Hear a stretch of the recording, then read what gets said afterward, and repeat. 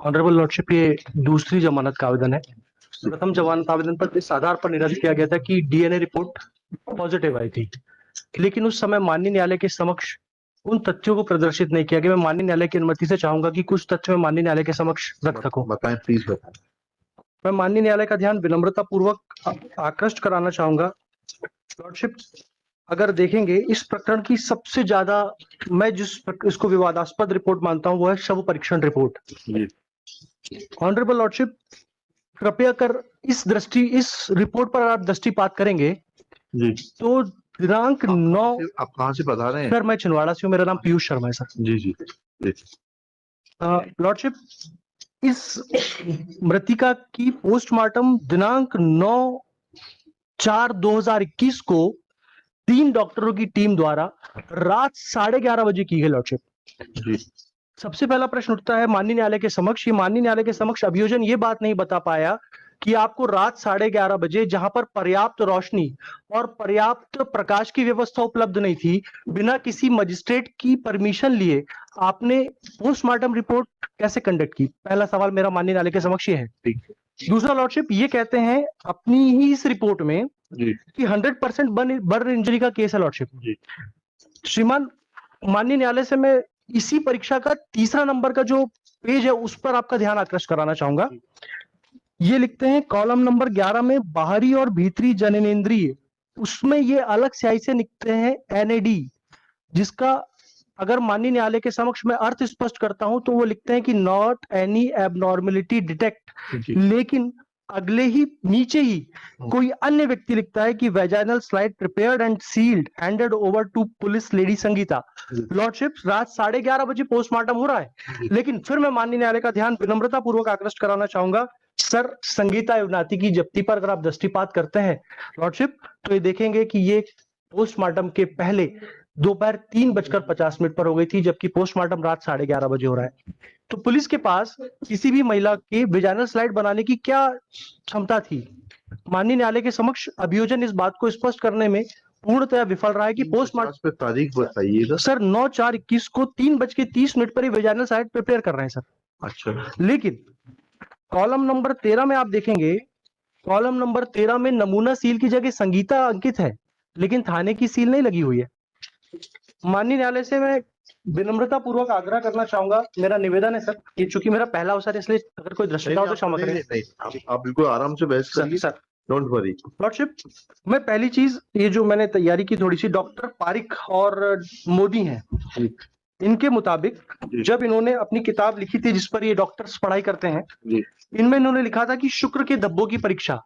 Lordship, ये बताते हैं कि स्पर्मोटोजोआ, जिसको शुक्राणु कहते हैं, इसकी उपस्थिति जानना कोई सरल कार्य नहीं है।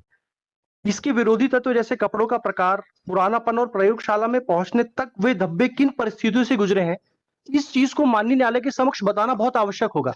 लॉर्डशिप, पहली चीज ये उठती है कि आप 9/4/21 को मृतिका की पोस्टमार्टम रिपोर्ट कंडक्ट करने से पहले बिना सील बंद लिफाफा तैयार करे वेजाइनल स्लाइड प्रिपेयर करते हैं।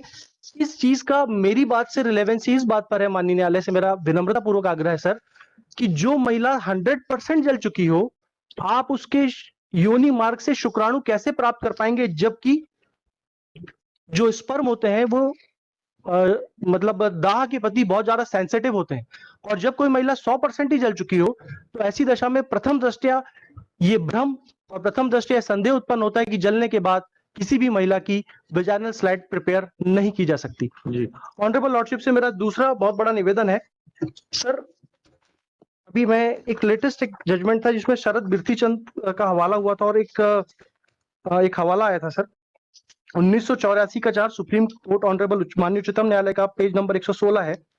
इसमें माननीय उच्चतम न्यायालय ने कहा है कि किसी माननीय न्यायालय के समक्ष अगर आप कोई भी प्रकरण पेश करते हैं जिसमें आप परिस्थिति जन्य साक्ष्यों की बात करते हैं, तो माननीय न्यायालय के समक्ष अभियोजन को यह स्पष्ट तौर पर बताना पड़ेगा कि केवल आप कह देने मात्र से कि कोई व्यक्ति अभियुक्त है, कह देने मात्र से कि कोई रिपोर्ट अभियुक्त के खिलाफ है, आप उसको अभियुक्त साबित नहीं कर सकते जब तक कि आपके पास चेन बाय चेन, कड़ी बाय कड़ी और साक्ष्य बाय साक्ष्य माननीय न्यायालय के समक्ष संदेह से परे कोई चीज प्रमाणित नहीं होती है।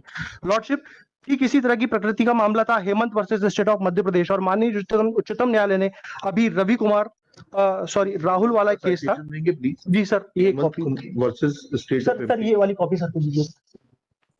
मैं माननीय न्यायालय से निवेदन करना चाहूंगा कि इस प्रकरण में माननीय उच्चतम न्यायालय ने ये कहा है, और मैं माननीय न्यायालय का इस जजमेंट की ओर ध्यान आकृष्ट कराना चाहूंगा सर। पूरे हिंदुस्तान के अंदर इस जजमेंट की बड़ी जोरों से चर्चा है, जिस मामले में माननीय उच्चतम न्यायालय ने, बताइए प्लीज सर इसमें माननीय उच्चतम न्यायालय ने डीएनए प्रोफाइलिंग को पेज नंबर 138 से डिस्कस करना शुरू किया था, और उसमें 38 हाँ सर, मतलब वो शायद कंडिका क्रमांक 138 से सर। हाँ जी उसमें उन्होंने डीएनए प्रोफाइलिंग पद्धति के बारे में बताया सर। जी। माननीय उच्चतम न्यायालय का ऐसे मामलों के बारे में कहना था कि डीएनए किया जाता है, ये कोई बहुत बड़ी बात नहीं है, लेकिन डीएनए को करने के लिए और माननीय न्यायालय के समक्ष डीएनए की सत्यता को प्रमाणित करने के लिए इसकी आपको सबसे पहले ये बताना पड़ेगा कि जो स्लाइड है, जो नमूना है, उसको विधिवत संरक्षित किया गया, उसको विधिवत लैब तक पहुंचाया गया, क्योंकि डीएनए के ऐसे अणु होते हैं जो शरीर के किसी भी तरल भाग द्वारा गुजरते रहते हैं। इसी तरह डीएनए का पॉजिटिव आ जाना किसी अभियुक्त को दोषी ठहराए जाने के लिए पर्याप्त नहीं होगा, जब तक कि ऐसी संपूर्ण परिस्थितियों को माननीय न्यायालय के समक्ष स्पष्ट ना कर दिया गया हो। लॉर्डशिप, इस पूरे प्रकरण में जो मैंने माननीय न्यायालय के समक्ष अभी प्रकरण प्रस्तुत किया है, उसमें भी 5 माह के विलंब के बाद ये जो सैंपल था पहुंचाया गया। लॉर्डशिप, इस प्रकरण में ना तो कोई सीलबंद लिफाफा है, और आफ्टर मतलब 4 माह के बाद सर ये इसकी डीएनए सैंपलिंग कराते हैं। ये इसकी रिपोर्ट आती है सर 20/9/2021 को। लॉर्डशिप, 20/9/2021 की आप रिपोर्ट देखेंगे, और 9/4 को महिला का पोस्टमार्टम रात 11:30 बजे हो रहा है साहब। 3 महीने तक ये कहां इस स्लाइड को रखे रहे बिना सीलबंद नमूने को जी थाने में रखा रहा। जी। थाने में जब आप रखे रहते हो तो नमूने से छेड़छाड़ करने की आशंका से इनकार नहीं किया जा सकता। और लॉर्डशिप, इस प्रकरण की सबसे बड़ी चीज ये आती है कि जब ये वेजाइनल स्लाइड और स्वैब बताते हैं, जबकि मैंने माननीय न्यायालय को पूर्व में निवेदन कर बताया था कि इन्होंने केवल सर स्लाइड प्रिपेयर की थी, स्वैब नहीं बनाया था सर। तो सर ये स्वैब इनको कहां से प्राप्त हो गया अतिरिक्त? इसका मतलब ये है कि अभियुक्त को झूठा बचाने के आशय से इन्होंने ये पूरी कथा रची है। लॉर्डशिप, इसके बाद जब ये जांच होती है, फिर ये स्लाइड वापस आता है। लॉर्डशिप, ये इसका ब्लड निकालते हैं।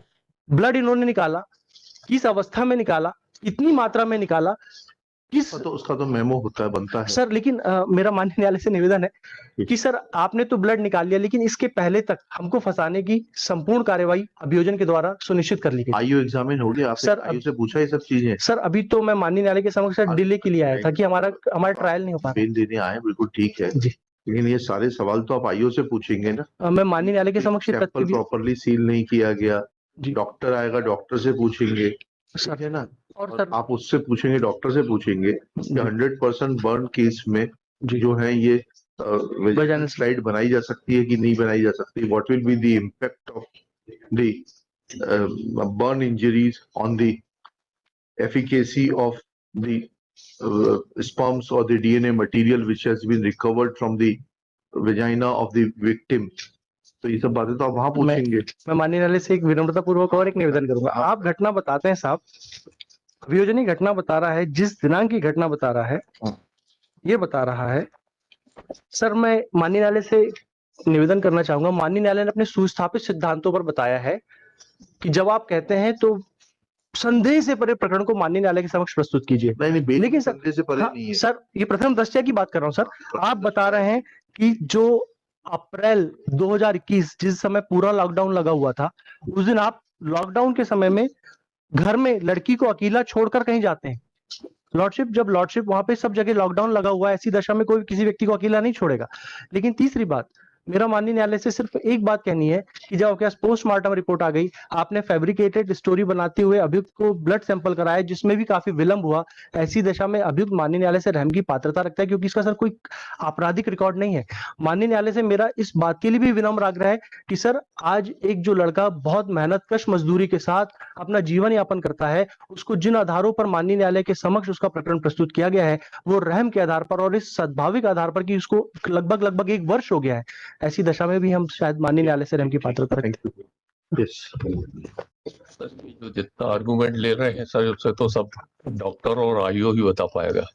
बाकी मेरिट पे तो सर जो दो विटनेस हैं, इसने पूरा बताया इसके क्या ऊपर। बताया, पढ़िए। और जो ये डिसीज है sir, aged about 15 years of age. लड़की तो माइनर है ना, हाँ, कंसेंट तो 18 आएगी से नहीं। 15 साल की है sir. That's what I'm saying. Consent.